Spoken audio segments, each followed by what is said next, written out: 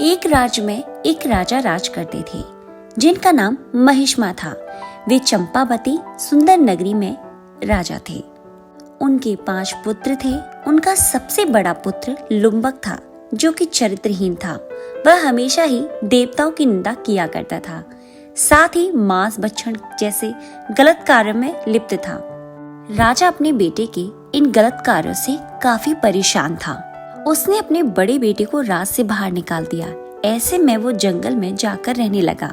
इस दौरान पौष मास के कृष्ण पक्ष की 10वीं की रात्रि आई।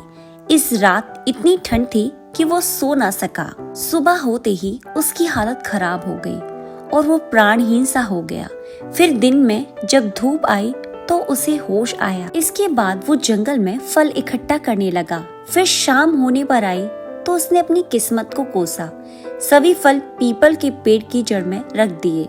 फिर उसने कहा कि इन फलों से लक्ष्मीपति भगवान विष्णु प्रसन्न हों। यह एकादशी का दिन था।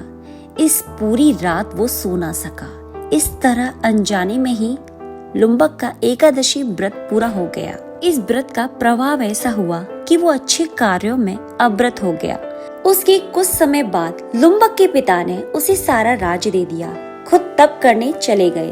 कुछ दिन के बाद लुम्बक को मनोज्ञ नामक पुत्र हुआ। बाद में जाकर राज्य सत्ता सौंपकर लुम्बक खुद भी भगवान विष्णु की शरण में मोक्ष प्राप्त हो गए। ये कथा बड़ी फलदायी है। जो मनुष्य इस व्रत कथा को रखता है उसकी जैसी मनोकामना होती है उसकी पूर्ति होती है। भगवान नारायण उसे हर समस्याओं से, हर चीजों से मुक्ति कराते हैं। अगर हमारी दी हुई जानकारी आपको अच्छी लगे तो चैनल को सब्सक्राइब करना ना भूलें।